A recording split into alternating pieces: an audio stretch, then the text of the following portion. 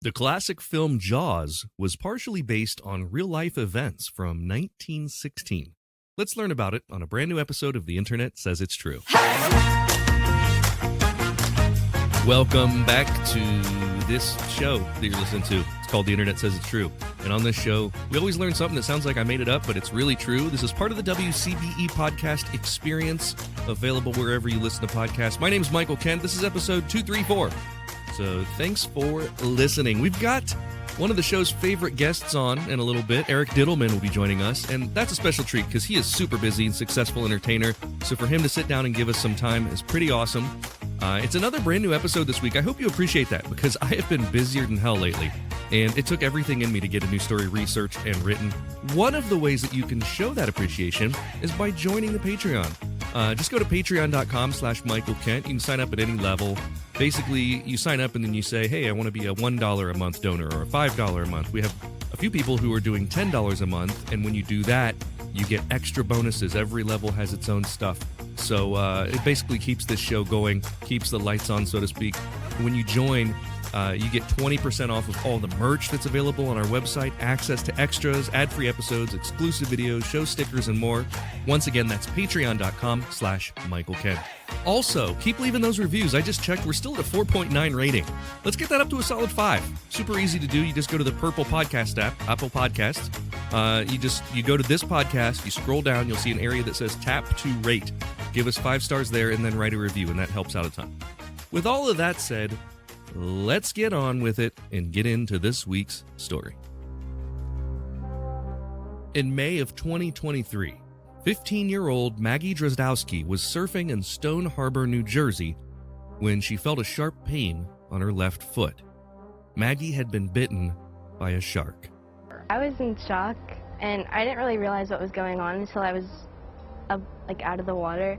But yeah, it scared me. I screamed under the water. It was scary. I thought I was gonna have to get my foot amputated, but didn't end up being that bad. And I think the wetsuit kind of saved me because I think it just protected my foot. That audio from CBS News Philadelphia. She managed to free herself and return to shore and received prompt medical attention for her injuries and was able to get away with nothing but some stitches on her foot. But it was the first recorded case of a shark attack in New Jersey in a decade. Experts attribute the increase in shark sightings along the Jersey shore to warming ocean waters, which attracts sharks closer to the coast in search for food. Despite the heightened awareness, shark attacks in New Jersey remain rare, with only 15 confirmed, unprovoked incidents since 1962. Now, authorities continue to monitor shark activity and advise beachgoers to obviously stay vigilant while enjoying coastal waters, but in recent years, there's been an uptick in unprovoked shark attacks. In 2023, there were 69 worldwide shark attacks, with more than half of those coming from the U.S. Experts think that warming ocean waters are partly to blame, but also more human activity and then the migration of food sources moving closer to shore. There was a time when scientists didn't believe that sharks proved any risk to humans. Prominent scientists of the time, such as ichthyologist, that's a fancy word for a person who studies fish, and I don't know if I'm saying it right, ichthyologist or ichthyologist, a fish studier can prove me wrong maybe if you write in, Henry Weed Fowler, and then curator Henry Skinner of the Academy of Natural Sciences in Philadelphia, both asserted that a shark's jaws were not powerful enough to sever a human leg in a single bite. Frederick Lucas, director of the American Museum of Natural History, even questioned whether a shark as large as 30 feet could snap a human bone, stating that, quote, it is beyond the power even of the largest carcharodon to sever the leg of an adult man, end quote. By the way, a carcharodon is the family of sharks that includes the great white shark. I Googled that. Shark attacks were thought to be so improbable that in 1891, millionaire Herman Ulrichs offered a $500 reward for any authenticated case of a shark attacking a human in temperate waters. That was a reward that went unclaimed for years. This belief wasn't challenged until 1916, when our story takes place. Now sure, there had been shark attacks in the U.S. before, but they were so rare. There was an attack in New Jersey in 1882 and another in 1905. Neither were deadly. And there was an attack in 1850 in California and another in Florida in 1912, also not deadly. In fact, The only notable death from a shark attack that really made a lot of news happened back in 1852. In that instance, a fisherman named James Gorman had been swimming near Long Beach Island in New Jersey when he was bitten by a shark and succumbed to his injuries. In 1916, it had been 64 years since that attack, and nobody was worried about sharks. That's why it was so scary when the first attack of 1916 happened. It had happened only 6 miles from where Gorman had been killed 64 years before. It was the first in what would be a rash of attacks that would reshape the way the public thinks about sharks. We'll talk about all of those attacks after a quick break. I got to tell you about this amazing new AI tool. It's called ChatDoc, and it's helping students cut their research time way down. We're talking like 1/10 of the normal time. Does it do the work for you? No, but here's what it does. It explains formulas, charts, and terms kind of like a tutor would. It basically helps accurately locate and extract data with every part of it backed by citations and accurate sourcing. And here's something super valuable. It helps cross-search more than 1,000 documents to compare, summarize, and offer insights on the data for you. And then it helps auto-generate a table of contents and tailored follow-up questions to help you dive deeper into the research. And it's not just for students. ChatDoc is useful for researchers, financial analysts, IT professionals, or anyone who needs to get more work done by saving time. Here's why it's amazing. It's free with generous limits. Process 300-page documents and cross-search 30 files, no credit card needed. It auto-summarizes and auto-generates tailored prompts based on your PDF content. In fact, it accepts a wide range of formats: PDF, Word, images, scanned documents, web pages, EPUB, Markdown, and .txts. Try ChatDoc today by using the link in the show notes, and you'll get 10 extra document slots. That's 10 more than what comes with the normal free tier. So once again, go to chatdoc.com to check it out, or use the link in the show notes. I know a couple things that are true about listeners to this show. Number one, a lot of you are in the New York and New Jersey area. And number two, you need therapy. And I don't say that because I know you. I say that because I think everyone needs therapy. I think that personally, therapy is one of the best things I've ever done. And I know that life has so many challenges. It's not getting easier. And whether it's anxiety, grief, low self-esteem, identity issues, trauma, relationship challenges, looking at the news and seeing what's going on in our country, it's very easy to get overwhelmed by life's challenges. But at Salt River Therapy, their therapists provide you with a safe, affirming space to heal and to grow. They have a boutique practice that offers compassionate, quality therapy for individuals and couples, both in person in Brooklyn and virtually throughout New York and New Jersey. And they specialize in these very things that we were talking about, whether it's anxiety or grief or trauma, relationship challenges, so much more. Now, they accept most New York Aetna plans and have sliding scale rates available. Are you ready to prioritize your mental health? Schedule a free consultation today. Go to saltrivertherapy.com. Let them support you on your journey to well-being. If you love listening to this podcast every week and you want to show your support, that would mean a great deal to me. You can do that by becoming a Patreon member. We've got members at all levels, whether you want to pledge $1 a month or $10 a month. Just think about the value that you receive from this show. And if you like the histories and the stories that you learn about or the jokes that you hear, and if you think that they're worth it, consider signing up. For that, you get every episode ad-free and a week early, access to bonuses like the unedited videos of the guest appearances, and 20% off all merchandise. You can sign up today at patreon.com/Michael Kent. That's patreon.com/Michael Kent. The concept of shark attacks has launched a huge industry. Books, movies, documentaries, and annual television programming events like Shark Week are all based on the idea that sharks are deadly predators of humans. But the chance of being bitten by a shark is incredibly low, even with those attacks being on the rise in recent years. The odds of being bitten by a shark while swimming in the ocean are something like 1 in 11.5 million. You have a greater chance of being struck by lightning, or being in a car accident, or being bitten by a dog. In fact, you have a greater chance of being bitten by a swan, a wombat, a honey badger, an octopus, or a giant clam than you do being bitten by a shark. That's statistically true. And if we're talking statistics, if you're going to die in the ocean, it's much, much, much more likely to die from drowning than anything else. Where shark attacks are 1 in 11.5 million, ocean drownings are 1 in 2 million. So shark attacks are rare. But before 1916, scientists didn't even think sharks posed any risk to humans at all. Some even thought they weren't strong enough to bite through human limbs, and this all changed on the 1st of July, 1916. Charles Epting Van Sant was visiting Beach Haven, New Jersey from Philadelphia.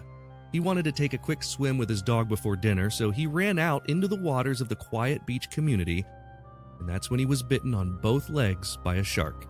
Immediately, lifeguards Alexander Ott and Sheridan Taylor pulled him out of the water and later reported that the shark actually followed them to shore the whole way. They attempted to save Van Sant, but couldn't. He had lost too much blood and died. It was the first time in 64 years that a shark had killed someone in New Jersey, and it was only 6 miles south of where it had happened in 1852. The story made headlines in all the newspapers the next day. The story in the New Jersey Herald read, quote, Charles Van Sant, 25, was attacked by a large shark Saturday, July 1st while swimming in chest-deep water. He and his family were vacationing at the luxurious Ingleside Hotel. Mr. Van Sant, known by all as a man of exceptional charm and great promise, was swimming with a dog when the attack occurred. The beach was filled with fashionable ladies and gentlemen enjoying the early evening breezes when panicked shouts suddenly echoed through the air. A large black fin could be seen swimming toward Mr. Van Sant. Onlookers screamed warnings, but it was too late. End quote. I love old newspapers. They really paint pictures so much more vividly than now.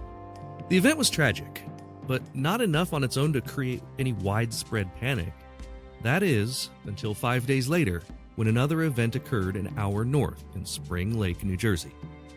This time, a local bellhop from the Essex and Sussex Hotel was taking a break by swimming in the ocean. Charles Bruder was about 130 yards from shore when a shark bit him, severing both of his legs instantly. Again, there were lifeguards on duty, and they hurried to get a boat out to reach Bruder, but the lifeguards couldn't save him. And now the public was starting to panic. One attack is a tragedy, but now they were seeing 2 attacks as a pattern. Locals blamed the fact that local fishermen used this area to discard unwanted fish scraps, inviting sharks. Despite these 2 attacks, beaches on the Jersey Shore remained open. Even boat captains who were working in the area were reporting sightings of increased shark activity, but were ignored by authorities. Thomas Cottrell was one of these captains, and he reported an 8-foot shark in Matawan Creek, which is further north, a sleepy, Midwestern-feeling beach community. He was ignored. 6 days after the death of Charles Bruder, on July 12, it happened again.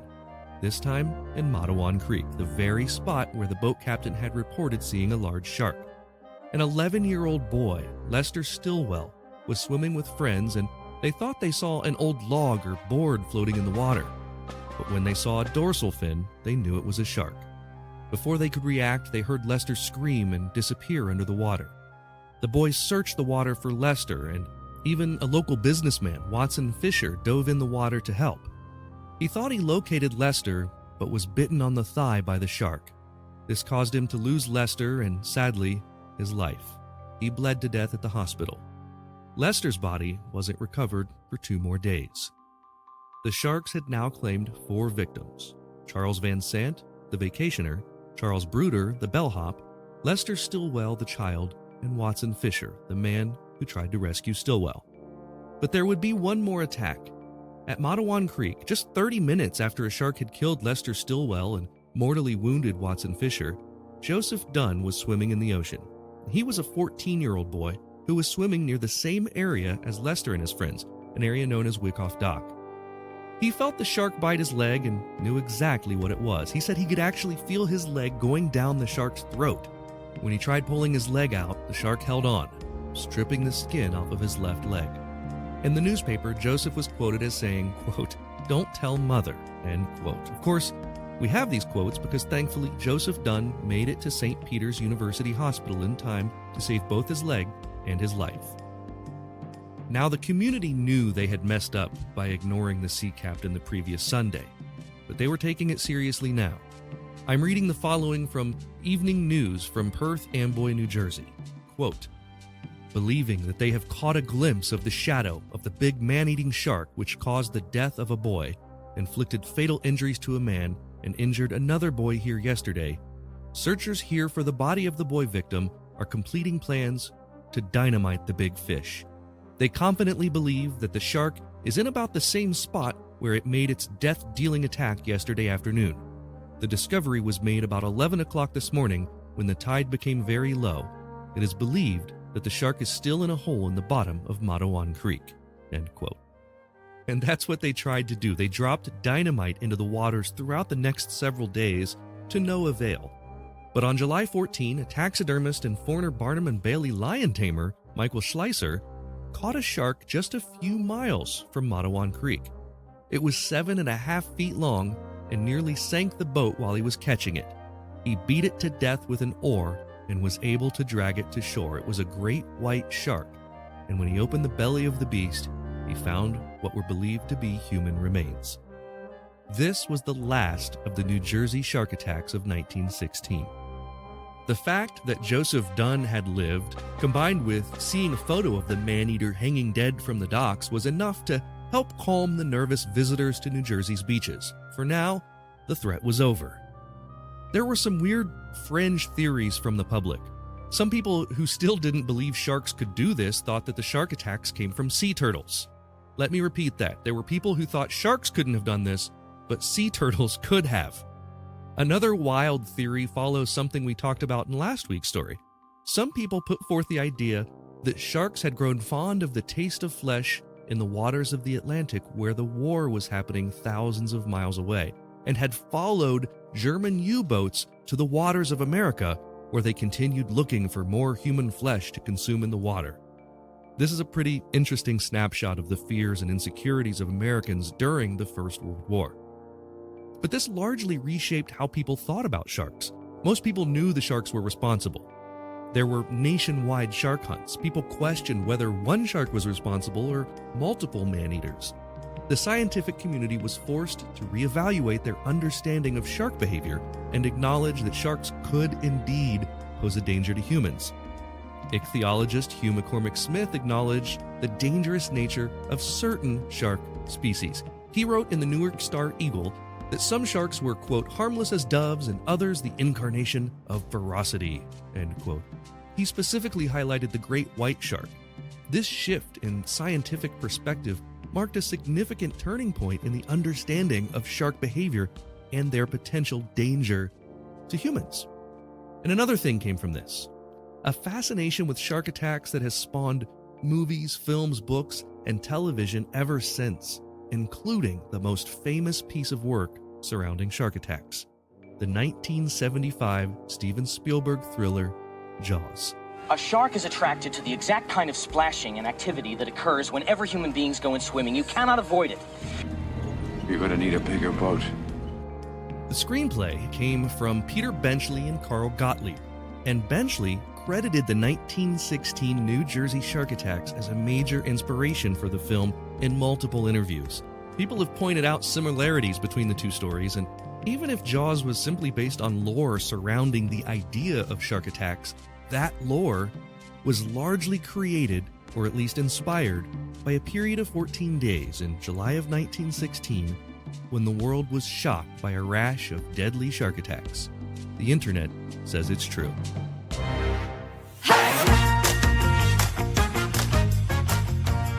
It's time for Yap Yap with me and a friend, and today I'm calling Eric Dittelman. Eric is a great friend of the show and a hugely successful comedy mind reader. He's been seen on America's Got Talent, Penn and Teller Fool Us, Ellen, Live with Kelly and Ryan, and so much more. I'm so happy to have him back on the show this week. How have you been, buddy? I'm good. Thanks for having me. Absolutely. Now, what are you up to lately? You're on a break from shows today. Well, no, I have shows tonight, actually. Oh, you're on a break from shows for the time being. You were performing at Speakeasy in New York City last night. Yeah, Speakeasy Magic tonight as well. So I have 2 shows. The late show starts at 11, so we get out at 1. It's That fun. is past my bedtime, my friend. So yeah, an 8 o'clock and an 11 o'clock, and then just popping around the country doing some spots here and there, some corporate stuff, and college season's kind of winding down almost. It is already. It's completely wound down for me. I think I'm done with colleges this year, or well, not this year, but this semester. How do you like the performing mind reading for corporate groups? What's that like? It's fun. I mean, it's also depends on what the event is. So like I do like a lot of awards banquets, and sometimes you have to just like, be like, oh, a 45 minute performance is better for your group than an hour performance because they're not here for my show. They're here for the whole event, and you don't want to hold people captive. It's very rare for me to want to ever do a 60-minute show for corporate groups anymore. Absolutely. It's just too much, and which is strange. You would think that younger people would have, like college students would have less of an attention span, but you're right. There are usually, in a corporate setting, there are usually other things that are there as part of the event, whether it's dinner or awards or whatever it is. There's usually something else going on, and you're just one more thing for them to talk about. So half an hour is rough for me. It's hard for me to do half an hour. I do have a good half an hour set that I've put together for the Chicago Magic Lounge. Right. But 45 it feels very solid. Like you can get a little bit of everything in 45. I like a good 45. I like my 30-minute. The challenge for like Speakeasy Magic, we're doing 12-minute sets. So you got to do 12 is tough. And that's close-up magic. So you're kind of going from table to table, just doing short sets. But it's good. It's fun. That's awesome. I want to put together a nice, like, I have a, strolling close-up material, but I want to put together like a close-up show. I've never done that. I've never done just a show of close-up, and I would love to have that in my repertoire. I encourage you to do it. I will. That'll be a project maybe for this year. That'll get me back into creativity. Perfect. So let's move into the new segment. So this is where I ask my guest to come up with a fact that maybe I haven't heard about. Can you tell me a true fact that you think there's little chance I've heard before? Perhaps. I don't know. There's like memes that were going around a while ago, so you may have seen this. But have you heard of a blout reduplication before? How do you spell a blout? I don't think so. ABLAUT? No, I don't know what this is. So one of the things that's like a hobby of mine is just like weird words and grammar and phenomenon, things the way we speak. And a blout reduplication is like this unwritten rule in our language of why we order certain words together. So basically, if you have a bunch of similar sounding words and they have different vowels in them, there's an order to how we say them. So I'll give you the best example of this is like zigzag. We don't say zag zig. Oh. And it follows this pattern from your tongue vowels, which are like E's and A's, to ah, and then to O. So it goes from the front of your mouth to the back of your mouth. Yeah. Whoa. No, I didn't know about that. That's incredible. There's tons of examples too, like hip hop, right? Yeah. You want to say hop hip? TikTok. Yep. Yeah. Exactly. Even if you change the name of this from Yap Yap to Yip Yap. Yip Yap I might. Although Yap Yap is a direct quote from someone who wrote in complaining about the show. Oh, so that's funny. Someone said, I don't like the Yap Yap with you and the host and a friend. And so that's why I called this segment Yap Yap with me and a friend. So, just for that one person. And it was like 3 years ago that happened. Yeah. So yeah, it was just, I'm not bitter. I just think it's fun to, take some criticism and really take it to heart and then ignore it. I think it reminds me what is it called? A blout? Reduplication. That's a dumb name for what that is. I mean, those are probably two very academic words that mean something to those people, to like, morphologists. But there's a thing with adjectives. When we use adjectives, we order them in a certain way. Like you would say a skinny yellow banana, not a yellow skinny banana. And yeah, I've seen this as well. And there's like an order from like almost going from like broad description to more specific. Is that what it is? Yeah. I'm not even sure. There's like a set rule. Like I know like, textures in there somewhere, color, size, all these things, but there's a specific order of we Color just naturally always is say it. last. Like, so you would say like a round red balloon. You wouldn't say a red round balloon. Maybe you would if you were a, yeah, I don't know. It's, yeah, exactly. There is definitely like an order that we use, and English speakers who are native English speakers just know these things and don't know why they know them. Exactly. Similar to the about reduplication. Is that it's like the same thing we learned as kids? Is we just we assimilate to it and we just heard it our whole lives, so we pick up those patterns. But someone actually took the time to study and be like, why do we do this? And that's I think amazing. That's really fascinating. And what's really interesting is that it has absolutely nothing to do with this week's topic. Oh, good. Well, you didn't ask me to be a mind reader for the show, so no, I'm not paying you. I'm not paying you that kind of money. I'm paying you the kind of money that gets, no preparation whatsoever. Question 1. For this question, we're going to play for a joke. So if you get it wrong, you got to tell me a joke. If you get it right, I will tell you a joke. And I'm happy to announce I actually went out and found a joke this week, because for the last few weeks, I have just relied on my Friars Club joke book. Oh. And it's just been awful. I've just not found anything good. Last week, if you listened to the show, we landed on the part about nationalities, which is not a good chapter for that book. No, that's not like a good look. Playing with a live hand grenade. Yeah, it's rough. It's very similar to something in your show, which is cancel culture roulette. Yes. Where tell the listeners about cancel culture roulette if you can. Yeah, real briefly, you've probably seen like Russian roulette routines, or sometimes they're called smash and stabs, where you're trying to avoid something dangerous. And I was like, I don't think an audience really believes, if you have a competent performer, that there's any real danger involved. So I want to do something that's a little more dangerous these days. And I have 3 envelopes that are safe to say, has something that's safe to say in public, and 1 envelope that has something that'll get you canceled. And I mix those up and have people choose and say them out loud. It's such a great idea. It's such a great premise. Kudos to you, man. Thanks, man. All right, it's a lot of so fun. Here's your question. In 1916, a rash of what plagued the Jersey Shore? Was it A, killer jellyfish, B, shark attacks, or C, brainless spray-tanned hunks? I feel like the last one's more of a joke, considering it's the Jersey Shore. I think I vaguely know this. I want to say it's the jellyfish. Final answer? Yeah. Believe it or not, it's shark attacks. Really? Yeah. I might be thinking of another shore. Yeah, there were just, in 1916, for some reason, just within 2 weeks, exactly 2 weeks, there were just shark attacks. There were actually 5 of them within a period of 2 weeks. Yeah, so crazy. And what makes it important, what makes it interesting, is that before these attacks, the idea of like sharks being this dangerous ocean thing wasn't really a thing people thought about when they went in the ocean.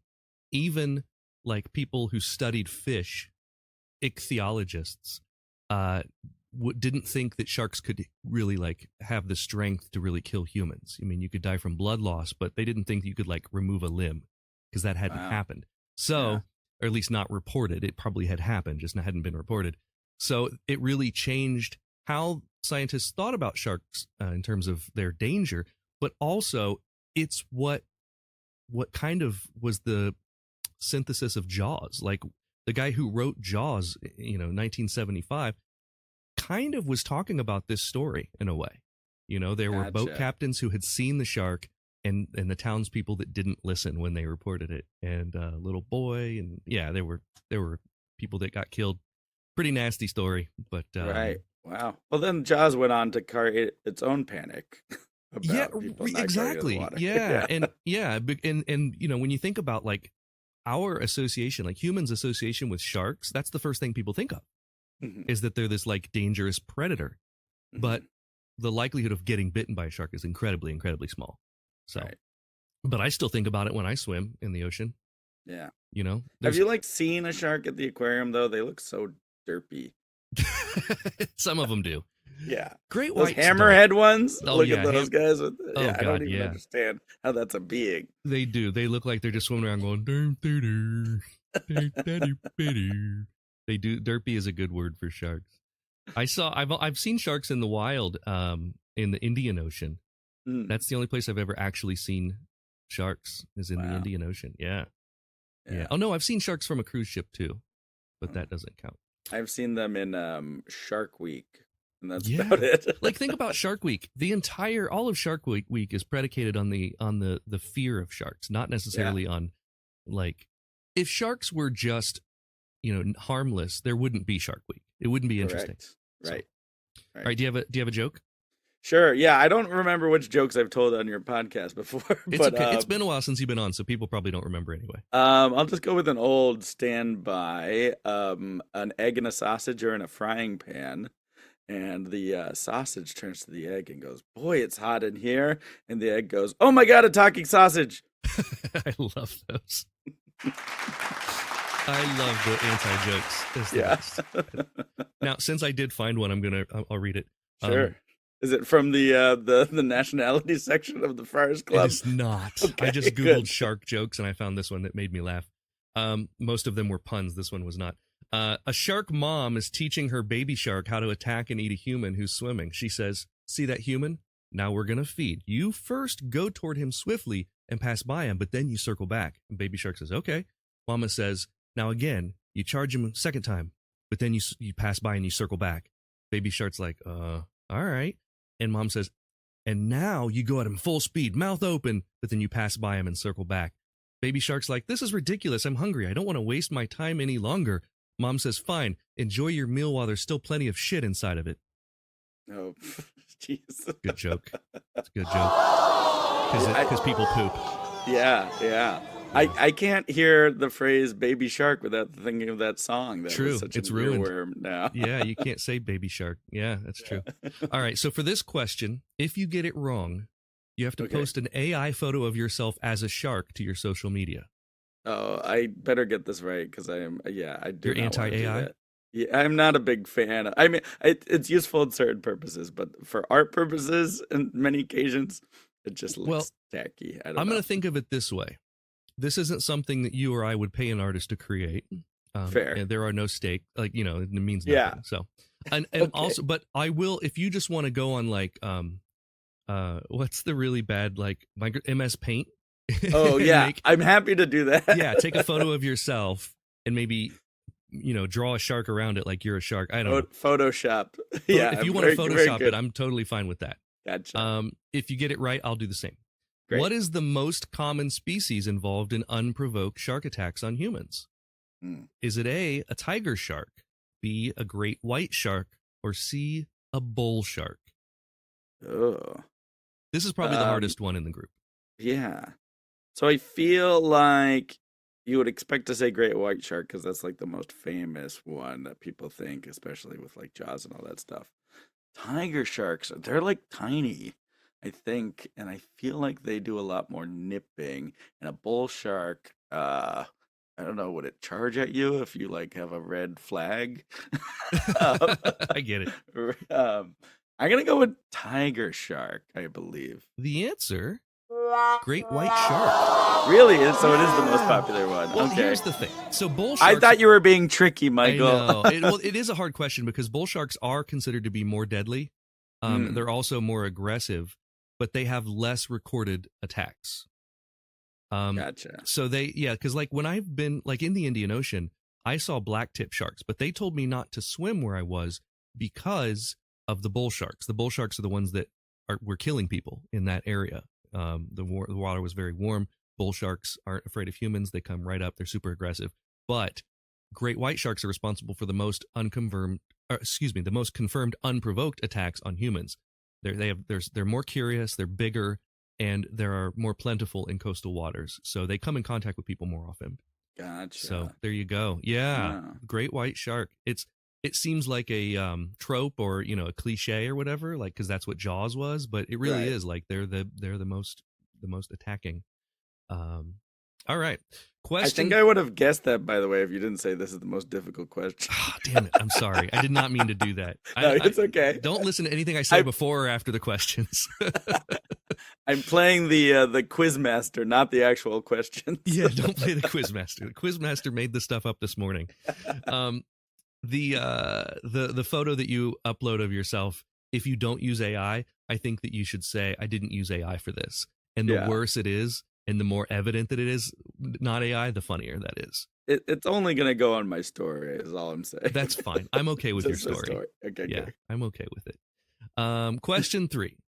For this question, we're going to play for a sticker. Bum, bum, bum. You No, owe I'm me just so many of these stickers. kidding. I do. I do.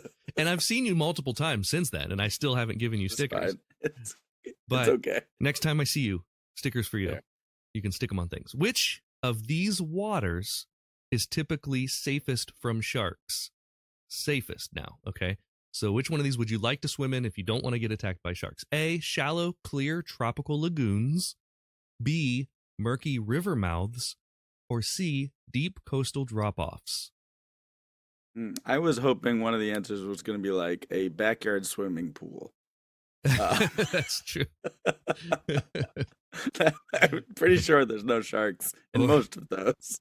Or an inventor's pitch television program. Yeah. Shark Tank. Got it. I got There it. are sharks on that, though, so you wouldn't Yeah. be safe from them. All right, so it's either read it one more time. Sure. Yeah. Shallow, clear tropical lagoons, murky Okay. river mouths, or deep coastal drop-offs. Which is the least likely. Least likely. Yeah, this is the safest from sharks. For some, I feel okay. Rivers was an idea I had, but I think we've actually had a couple sharks in the Hudson here in New York. And I will give this to you. Of the 5 attacks in my story this week in 1916, 3 of them happened in a murky river mouth. So there you go. Yeah. So I was gonna eliminate that. I feel like they wouldn't want to be in like clear water. So the first one, because like there you can spot them. You are correct. Yay! Shallow, clear tropical lagoons are generally safe due to better visibility, fewer large predatory sharks. Murky or deep areas are more prone to encounters. So Yeah. you get another sticker. Yay! And you didn't go without winning a question. I was worried. for a Yeah, I minute. was- like, yeah, I this was- isn't going to be one of those days, is it? I was like, are you calling me in just to show how little I know about sharks? That's what I don't like about the quiz. I hate it when it makes me feel like I'm making people feel dumb. But I think we all know, like listeners included, like we all know that no one should know any of these things. That's why they're these weird Yeah. trivia questions. I was gonna say I was gonna side with that commenter who said they didn't like the Yap, yap yap. If I More didn't get- story, less trivia. I think- only if I didn't get any right though. No. The fact that I got one right, I'm okay with it again. See, I think that the commenter likes the trivia, in my opinion. Like this is me like filtering that commenter's Sure, brain sure, through sure, my sure. brain. I think they like the trivia, but not like the talking in between the questions. Oh, this part we're doing right now, then. Yeah, but what a boring ass podcast it would be if it was just like, Yeah. like I mean, I get it. When I watch Jeopardy, I don't like the in a little contestant interviews. I'm like, get back to the game, but I get it. right. But like those people are incredibly smart. I don't bring people on my show to be smart. I bring them on because like they're friends of mine who I like hanging out with. You know what I mean? Yeah. Like not to say that you're not smart. I know you are, but it's like a matter of I'm not going to I don't need to bring on a comedian on the show if I'm not going to talk to them. you Yeah, know? exactly. Like it's going to be interesting. And I don't know. All right. Enough stuff about the podcast. For this question, if you get it wrong, you have to feel deep, meaningful regret inside. Okay, that's gonna come anyway, but sure. Now, if you get it right, I have to feel deep regret inside for being a 46-year-old straight white man with a podcast. Fair. Okay. This is the second week in a row I've complained about being like in that. I think it's bothering me that there's a stereotype about podcasters and I'm Sure. in that group. But Yeah. whatever. I mean, it was my fault. I started a podcast during the pandemic. I'm bringing this on myself. For this question, this is question 4. Who said the quote, "I hope all the sharks die"? One of these people said this. They said, Okay. "I hope all the sharks die." A, David Attenborough. B, pro surfer Kelly Slater. Or C, President Donald Trump. Oh boy. Oh, I don't know. I don't know. You just got Who said so this? angry that I said Donald Trump in this No, podcast. I just You're like, don't. just I don't mean, sick I of know hearing he about talked him. about the sharks and the batteries and this long rant. It would make sense for like a surfer not to want sharks to be around while they're surfing. I gotta go see. I think it was maybe in one of those rants. The answer is Donald Trump. He made this remark, we'll have to say reportedly. He reportedly made this remark during a conversation with adult film star Stormy Daniels, expressing an intense dislike for sharks. His comments have been widely quoted and sparked surprise due to their bluntness and the general public's growing interest in shark conservation. He has since often talked about sharks in strange rants about batteries in water, as you mentioned. But this came out during the Stormy Daniels thing. She said that he told her he hopes all the sharks die. And then he was still talking about sharks when he was running again. Yeah. I think if I remember the context of this, it was like Shark Week or something on television. There was a program on television in the room that they were in about sharks, and that's why it came up. I feel like he said, I hope all the sharks die. He's got a weird thing with sharks. Yeah. Super weird. Is that a Hillary shirt you're wearing? It is a Hillary shirt I'm wearing. Just wanted to point that out. Okay. The reason I'm wearing a Hillary shirt is because I went to the shooting range today, and I always have a little bit of passive aggressiveness in me, passive aggression when I go to the shooting range. So I want people around me to know that it's not just like ultra MAGA, right wingers, or just Republican, because there's a stereotype. I know Democrats who shoot as well. Sure, I know just as many like my Democratic friends like to go like to shoot guns and stuff. So but you're breaking stereotypes with that, but not as a white male podcaster. Yeah, I mean, I can't really help that. I mean, I can do other things other than podcasts, but I can't make myself not a straight white male. So it's kind of stuck in there. Maybe I need to figure out whatever the opposite of a podcast is. Yeah. What's the opposite of a podcast? Talking to myself? I already do that too. Yeah, I think so. I think it's just having conversations that aren't recorded. I don't know. These are all things that automatically happen already. All right. You've done well. You're and by you're 2 for 2. You're 2 for 4. Yeah, you're batting 500, but this one is for all the marbles. So if you get this one right, I'm going to have you back on the show sometime. If you get it wrong, banned for life. Here's your question. Through an incredible, by the way, I want to make sure we've done all of our stakes. So joke we did, photo we talked about, sticker, you got it wrong. You have to feel deep regret inside. You got it right. We already talked about that. I am regretful. Here's your question. Through an incredible scientific breakthrough, you now have Dr. Dolittle abilities. If you had the chance to ask a shark anything, what would you ask?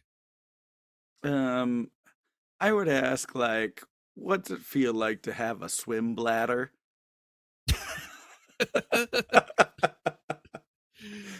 Just something that controls how buoyant you are in the water. That seems like a fun little superpower they have. I sometimes when I'm swimming, I do the thing where I breathe out and then sink and then breathe in and float. You ever do that? If you're floating on the water and you exhale and your body goes down. That's kind of what it's like. Yeah, I'm not a shark, but I'm just guessing. I'm culturally appropriating a shark right now by assuming.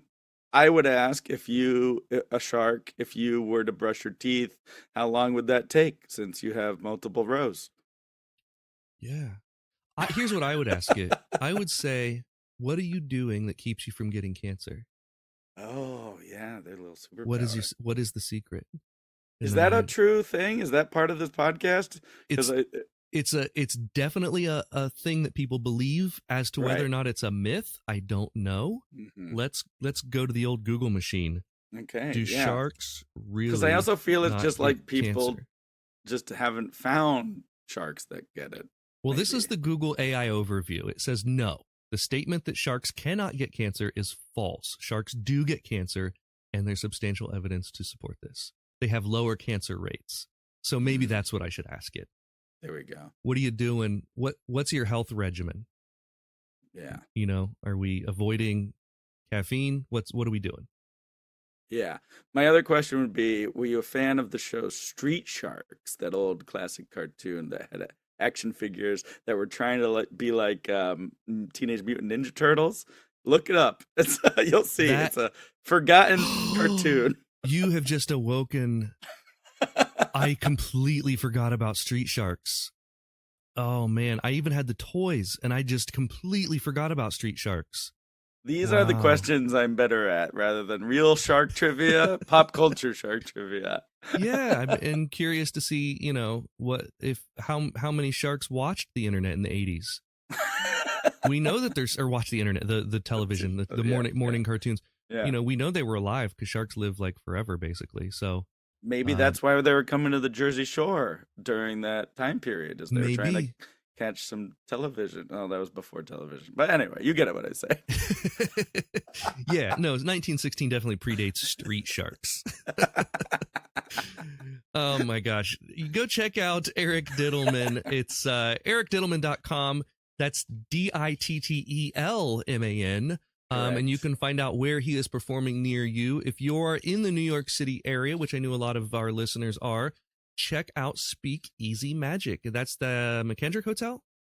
Well, that venue closed. We have our own venue, a secret venue. Whoa! It's in the Flatiron area. Nice. So do they have to go to the website and to get the secret address? Absolutely. Get the address. There's a whole experience. It's not amazing. just a show. It's a whole night out. So come on out, have some fun.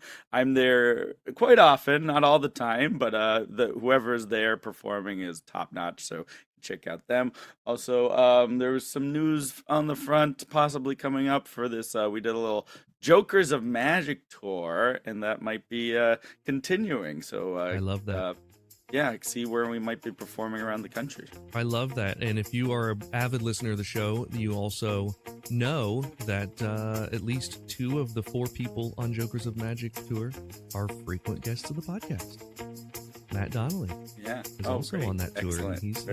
He's always on the show. So very cool. Well, thanks for taking some time out of your day, man. I appreciate you being back on. Yeah, thanks for having me. That's all for this week. Thank you so much to Eric Dittelman for being my guest, and thanks to you for listening. Here's the voice of a kid who knows all the words to Baby Shark. Thank you for listening to The Internet Says It's True. To listen to episodes ad-free and a week early, support us on Patreon. You can do that at patreon.com/Michael Kent. If you learned something just now that you didn't already know, go to the Apple Podcast app and leave us a review with 5 stars and a few words. That helps us a ton, because that's how the algorithm works. I don't know what an algorithm is, but just do it. See you next week for a brand new episode of The Internet Says It's True! The Internet Says It's True would like to thank the Patreon subscribers whose monthly contributions help to make this show possible. Sean Brown, Joshua Endress, Dallas Ray, Bryce Swanson, Eugene Anderson, Jim and Joanne Martin, Mitch and Andrew Joseph Kemplin, and the show's official Emperor, Kick Track. The show is written and produced by me, Michael Kent. The theme song is by Finite Music Forge, and all audio clips in this episode are used for education and commentary and used under Fair Use Title 17 U.S.C. Section 107. You can listen to past episodes by searching for The Internet Says It's True wherever you get your podcasts, and you can see bonus content at patreon.com/Michael Kent.